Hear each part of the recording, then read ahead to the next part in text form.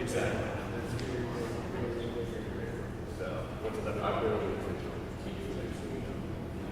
He says try to. I just, every time I try it again, every time I do, I'm getting my call me. It's like Fred's story. That's not a lunch break. Yeah. Like a lunch break is I am living over in the tower.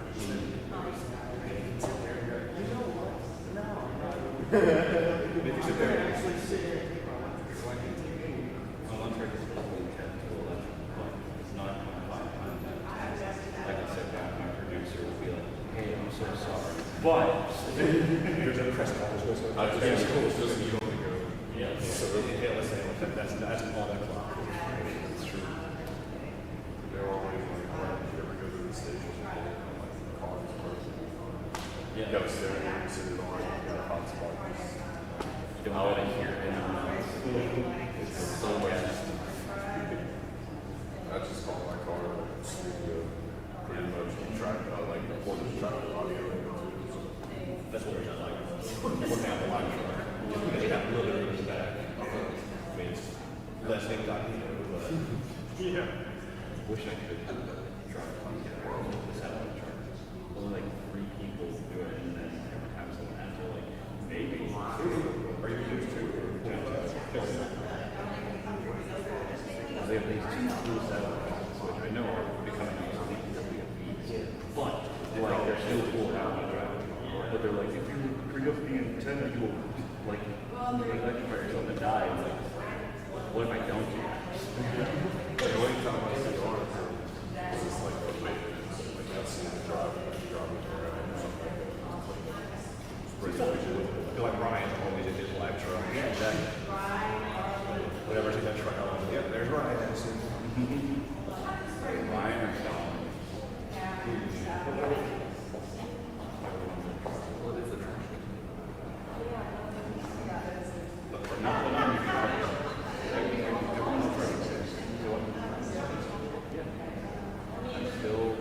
I'm dealing with, we have these 2 and one of which I have to drop because I know there's lots of people. I know why my partnership is only from the whole. So I have a split schedule.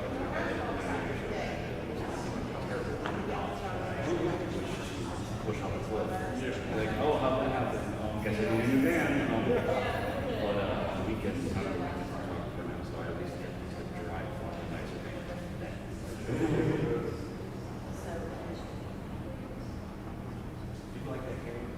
Yeah, well, I've always lived in Dine WS. So it's great. It's what I did in film school. So I'm glad they have it here. It just worked. It's so great. Oh, yeah.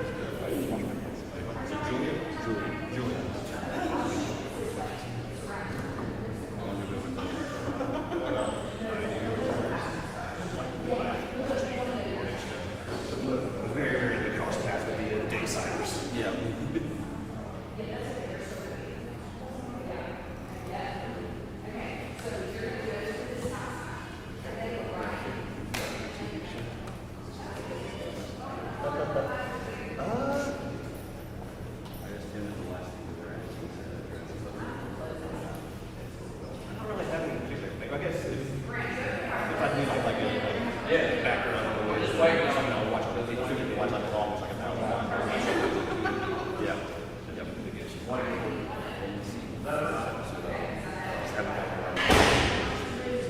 I know it's good. I'm very smart.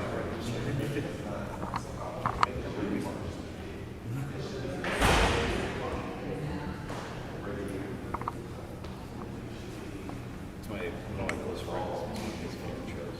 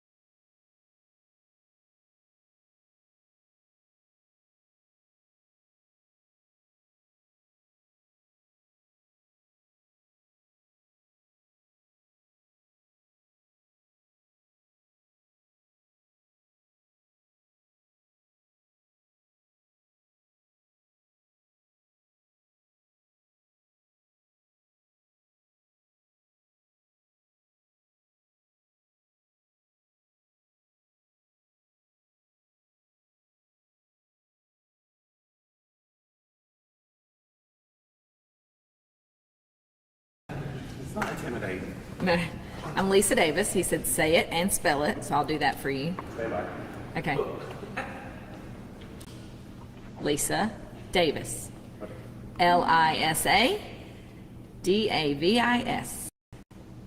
Title? Principal. Oh. Morgan Elementary School. Pretty good. Okay, so y'all just want me to talk around. Okay. Yep. So good morning. Welcome to Morgan Elementary School. We're so excited that you chose to come to our awesome space today. I'm thrilled to have you here. I'm the brand new principal here at Morgan, and you have come to an amazing school. We're excited actually to be a CEP school this year, which means that all of our children will eat breakfast and lunch for free. And that makes me very happy as the principal because that just relieves a little bit of burden from families, and we always want to support them in any way we can. So welcome to our cafeteria. We're glad you're here. I'm going to introduce Alicia, who's going to talk to you about meals and meal programs.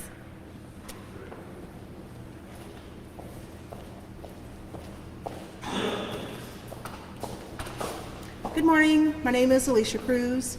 That is spelled ALICIACREWS. I'm the Vice President of Operations for Chartwell's K-12, and I'm excited to be here with you today. Appreciate Lisa Davis having us here at Morgan to talk a little bit about meals and meal service this school year. We are excited that we have been able to add 16 additional CEP or community eligibility provision schools to our list this year, meaning that those additional 16 schools, meals will be free for breakfast and for lunch for all students. A full list of our CEP sites, all 64, are on our district website, so please, families, go and check out to see if your school has made that list. For the remaining schools, are what we consider non-CEP schools. We still will have our meal application process, so families can apply for free and reduced meals. Through the meal application, we encourage families to use our online application. It's quick, it's easy, it's secure, and we get access to that data immediately to be able to process for families. This year, we did increase meal prices at those non-CEP schools by 10 cents. That is the first time we have increased meal prices in 8 years, since 2018. But we needed to do that to better support our meal program.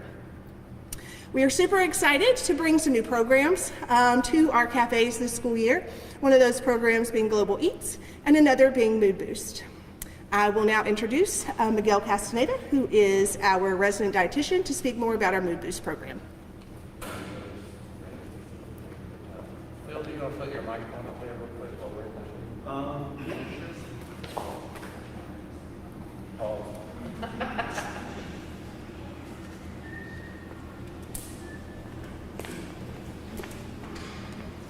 Thank you.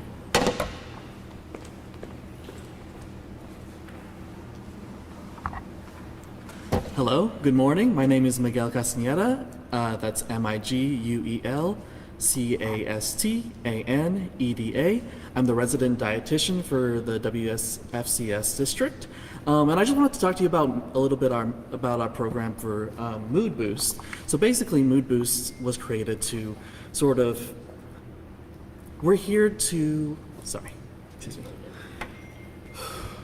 All right. So I just wanted to talk to you about our new program, Mood Boost, that we are relaunching. Basically, we want students to be able to, we want less restrictions, we want students to be trying more new, things, and there's a mental health crisis in our student population.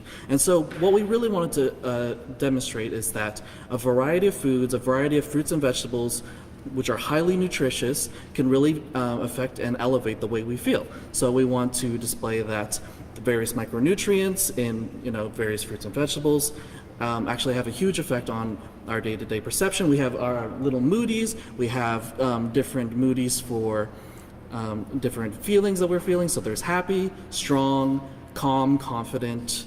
Sorry, hold on. Strong, happy, alert, calm, smart, confident. There's happy, strong, alert, smart, calm, and confident. And each of these moodies are going to be represented by a little different monster, and each of them are going to be associated with various foods and recipes that we're going to be introducing into our menus this year. So, for example, we might have blueberries, which are representative of high antioxidant count, which is good for increasing blood flow to your cells, so helping you feel smarter, and all those sorts of things. And so I'm going to pass it off to Katie Willard, our marketing specialist, to talk a little bit about our other programs.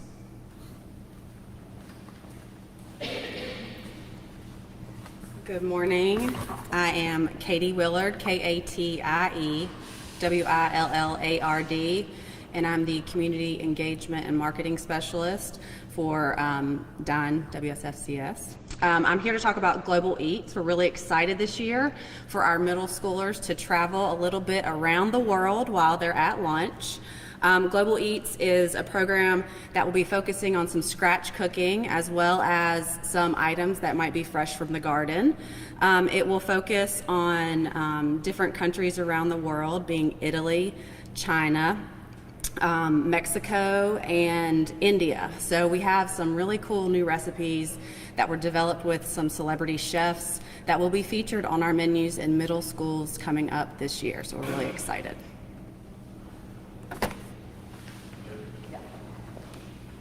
Do you have any? Do you want to ask questions? I think I have a question I want to pose for Alicia. If you guys want. And then you can feel free to ask any. I just wanted, Alicia, I thought it might be important for you guys to understand why there are so many more CEP schools this year. There's 16 more than we had last year. That's schools where lunch is free for everyone. And she can talk about why there's more CEP schools. Ready? So the Community Eligibility Provision Program, the CEP program, is a USDA program, and USDA provides us the tools and resources to identify which of our schools would qualify or be eligible for the CEP program. And based on just changes through COVID, more families needing additional assistance through the pandemic, we were able, utilizing those tools and resources from USDA, to qualify those 16 additional sites.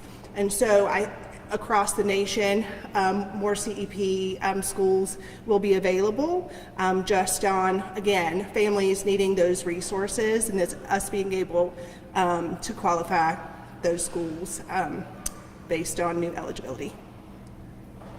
To clarify, Yeah. so schools that are not part of that program, do they still have free or reduced lunch on an individual basis? Yes, absolutely. So for our non-CEP schools, the meal application process remains the same as it has in years past. So families can apply for the free and reduced meal status through our online application. We also have paper applications available at those schools that families can pick up at open house or from their cafe manager. Those applications are processed and the eligibility for each individual student is determined from there. And once the student has a status of either free or reduced, then their status is in place for the entire school year. That does remind me of one additional piece.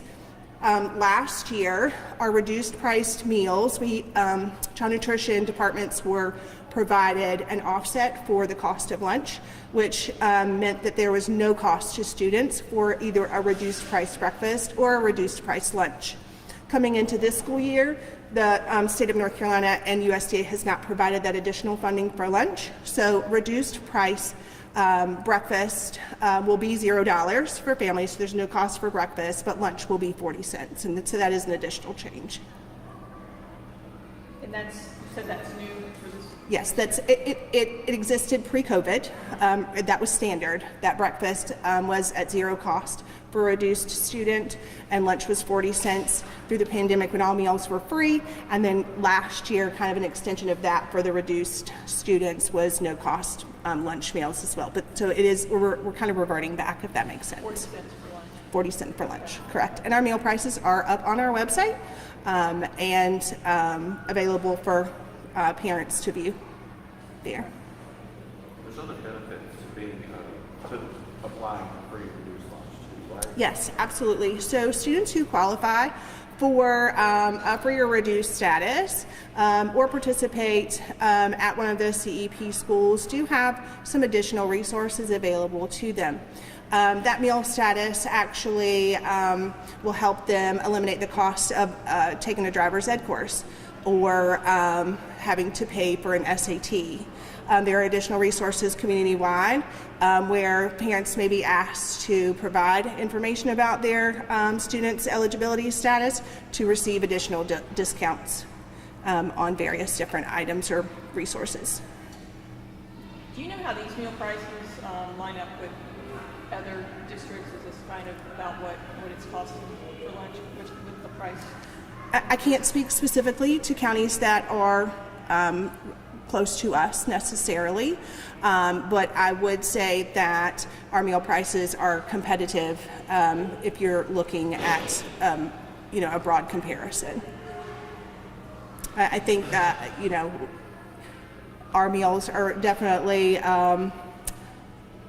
much more monetarily friendly to the pocket than students can get a meal at a McDonald's or another local business. For general questions about how the menu changes each year, Mm-hmm. okay for you or Yes. okay. Yeah, you can ask me. So the introduction of Global Eats and Mood Boost, is this something that you guys look every year to try to add a little rejuvenation? I'm sure as a kid goes through school, I guess it's worthwhile to kind of freshen up the menu, for lack of a better word. Yeah, absolutely. Absolutely. It's a great question. So yes, we know that our meals are really important for our students. For some students, these are the only meals that they get every day.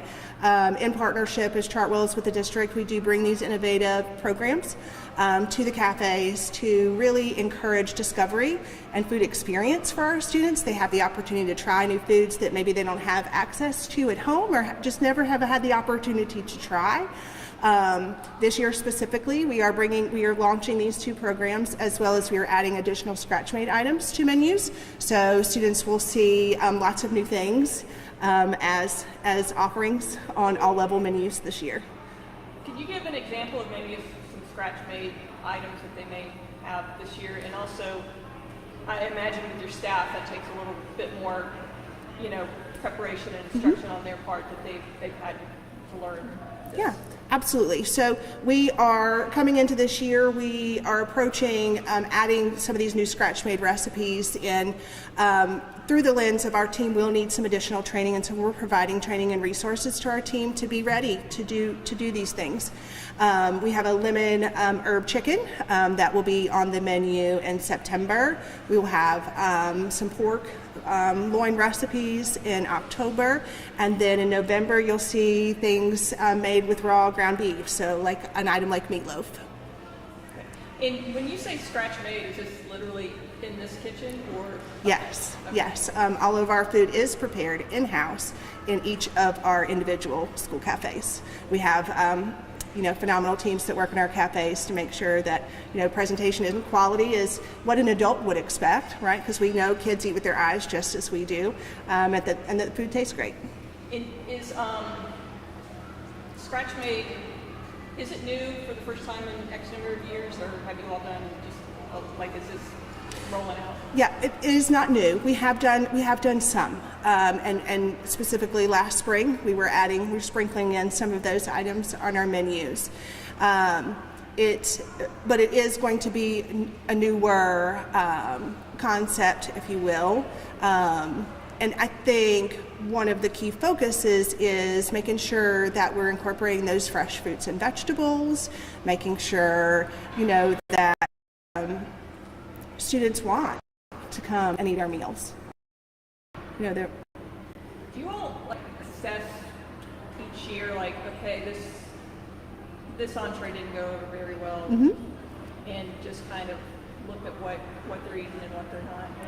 Yeah, absolutely. So we do engage with students. One of our other programs is our student choice program, and we run that in our high schools. And so we are engaging with sample concept items with the students and getting their feedback on what they want to see on their menus.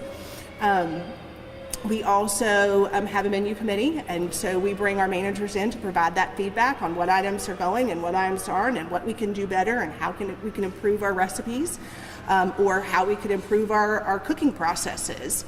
All of that feedback comes back to us, and we know that there are some student favorites, right? Kids love Taco Day. They love Pizza Day. And so it's also a great opportunity when we run some of these newer items to get student feedback immediately, so we know, okay, should we continue to keep this item, on our upcoming menus, or should we look at adding something different? And then, when I was a kid, I'd be able to go out and buy a freezy, which was some big popsicle full of sugar. That's not a thing anymore, right? How can you go over how it's changed over the years? Yeah, absolutely. So USDA provides us requirements on what nutritional values all of our foods must have. We have to meet certain criteria when building our menus, and even when we're offering those retail items for purchase. We have to follow what is called a Smart Snack Calculator, so we have to make sure that there's a reduced amount of sodium, there's a reduced amount of sugar. And so all of the items that we provide through menus and our retail are healthier options to what you're going to find outside of the cafe. And then you may have gone over this earlier, but do you know why more students are being given the opportunity for free lunches? Yes, so that is part of that USDA programming through CEP. And through COVID, there were some changes in how students could qualify for free and reduced meals. There were additional programs added last year, such as Medicaid, that would automatically qualify a student for receiving a free meal, a free or a reduced meal, actually, for Medicaid. And so with those changes, that really impacted our ability to be able to add more schools. The data that we pull is specific to some of, it's connected and specific to some of the other data that's collected based on family participation in some of those other NCDHHS programs. And so that really is what springboarded us to be able to add those additional sites. And we're excited. We know, again, that families need this support. The students need to be able to have access to these meals. We all know that the nutrition we put in our body fuels our minds and helps students to learn. So we're really excited about that. Especially now, right, when you go to the grocery store and you see a granola bar that's like $8. Absolutely, absolutely. I think, again, this year more than ever, I think that's really going to better support our families and eliminate barriers and really provide equitable access for, students to be able to get meals. What is our volume? How many kids do we serve? Is that Yes. So on average, we serve around 13,500 breakfasts per day and about 28,000 lunches per day. Now that's based on, I'm giving you data from last year. That's what I have currently at this point in time. We're certainly hoping with the increase in CEP meals and additional access for students to meals that we're going to see those numbers increase this year. Are Mood Boost and Global Eats programs that Chartwell's is introducing in other schools? Yes. And what kind of reception have you gotten from other schools on the programs? We have heard nothing but great things about these programs and our other accounts. So yes, they are Chartwell's programs that are being incorporated both in this account and other accounts across the country. You'll learn a little bit more about specifics of the Global Eats and the Mood Boost program, but we had celebrity chefs to help develop the recipes for our Global Eats program, and we have actually won a national award for that program. So they are really phenomenal programs to have at any school. So It's okay.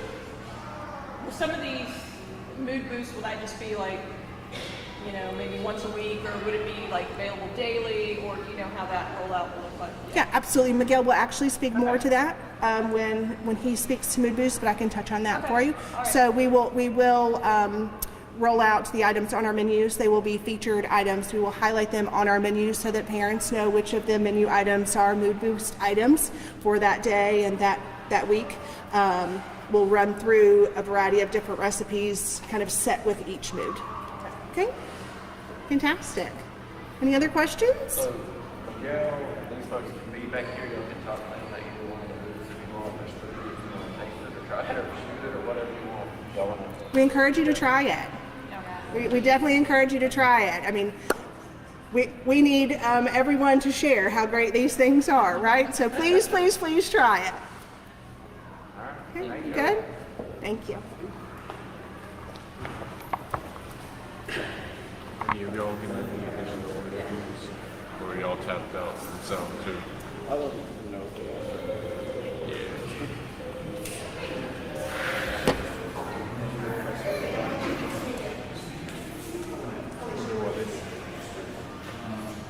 Are you guys all good? Oh yeah. Okay, cool.